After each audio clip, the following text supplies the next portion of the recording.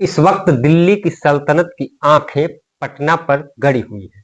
गुजराती से लेकर मराठी तक पूरा देश कान लगाकर सुन रहा है और एक ही सवाल पूछ रहा है, क्या करने जा रहा है बिहारी? क्योंकि बिहार में राजनीति का एक ऐसा महाभारत छिड़ने वाला है जिसके चक्रव्यूह में बड़े बड़े महारथी फंसते नजर आ रहे हैं। ये सिर्फ एक चुनाव नहीं है, ये है सियासी वर्चस्व की वो जंग जिसका नतीजा तय करेगा कि 2029 में दिल्ली का किला कौन संभालेगा। इस महाभारत के किरदार को देखिए।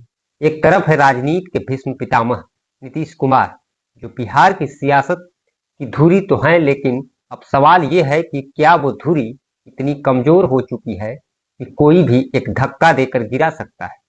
क्या बिहार अपने सबसे पुराने खिलाड़ी को एक शानदार विदाई देगा या एक गुमनाम अंत? दूसरी तरफ है युवराज तेजस्वी यादव, जो एमवाई समीकरण के पुराने किले से बाहर निकलकर माई बाप का एक ऐसा ब्रह्मास्त्र चलाने की कोशिश में है जो बीजेपी और नीतीश के अभेद समझे जाने वाले वोट बैंक में सेध लगा दे। लेकिन क्या ये नया नारा सिर्फ कागजी छटपटाहट है या जमीन पर उतर चुका तूफान? और फिर मैदान में उतरा है एक रहस्यमयी खिलाड़ी, नाम है प्रशांत किशोर। काम खेल बनाना और बिगाड़ना, इनके बारे में एक ही सवाल है जो बीजेपी की बंद कमरों की बैठकों से लेकर आरजेडी के दफ्तरों तक गूंज रहा है। प्रशांत किशोर किसकी सुपारी लेकर मैदान में उतरा है? ये बीजेपी का वोट काटेगा या तेजस्वी का? या फिर ये वो तीसरा कोण है जो दोनों को किनारे लगाकर खुद सिंहासन पर बैठना चाहता है? ये चुनाव बिहार के भविष्य का लिटमस टेस्ट है।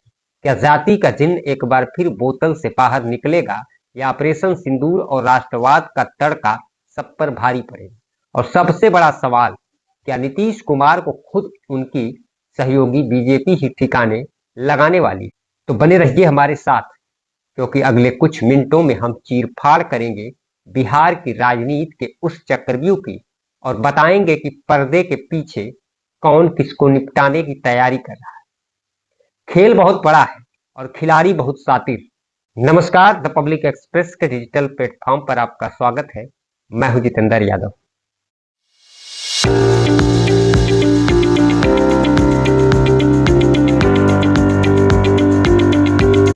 देखिए, बिहार की सियासत का सच ये है कि आप नीतीश कुमार को पसंद करें या नापसंद, लेकिन उन्हें नजरअंदाज नहीं कर सकते।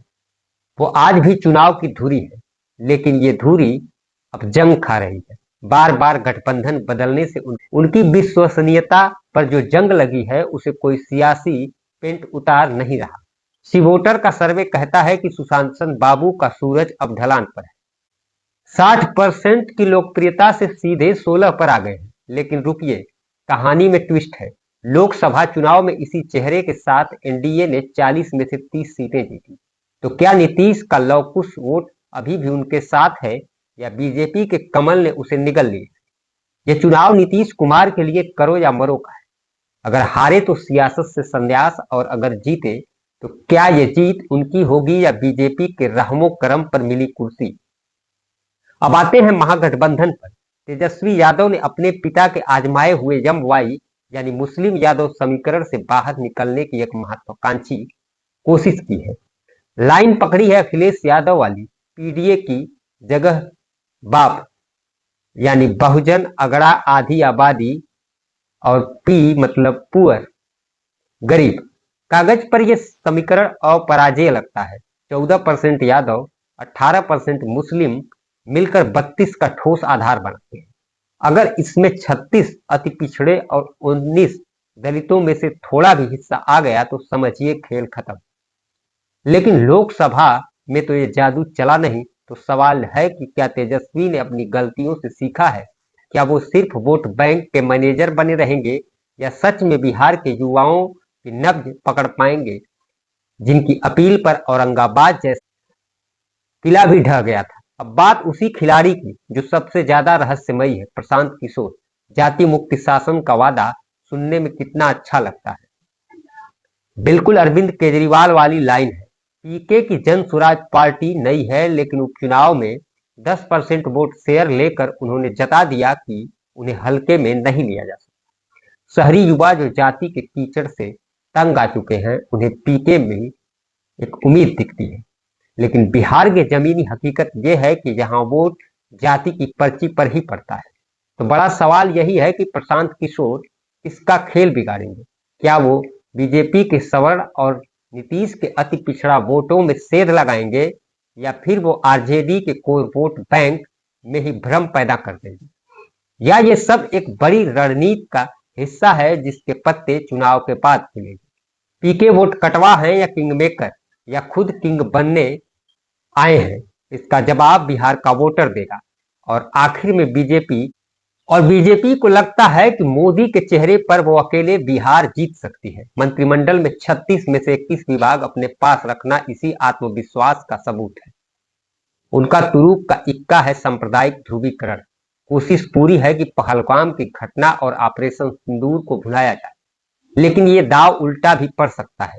विपक्ष लगातार पूछ रहा है कि पहलगाम किसकी नाकामी थी और ऑपरेशन सिंदूर की कामयाबी के 48 घंटे के भीतर सीज फायर क्यों करना पड़ा।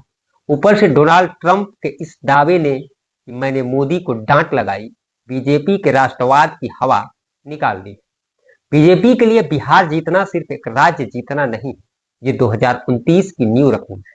जो तस्वीर साफ है, एक तरफ नीतीश कुमार अपनी आखिरी लड़ाई लड़ रहे हैं, दूसरी तरफ तेजस्वी यादव एक नए सामाजिक समीकरण के साथ किस्मत आजमा रहे।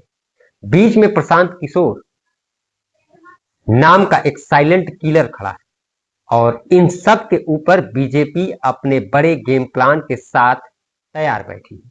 इस चुनाव में महिलाएं किसकी तरफ जाएंगी, क्या नीतीश की शराबबंदी का असर अभी बाकी है, या आरजेडी के आर्थिक वादे भारी पड़ेगी। ये चुनाव सिर्फ बिहार का अगला नेता तय नहीं करेगा, ये तय करेगा कि 2029 में देश की राजनीति किस दिशा में जाएगी। अगर गठबंधन जीता तो बीजेपी के लिए गुजरात का किला बचाना मुश्किल हो जाएगा।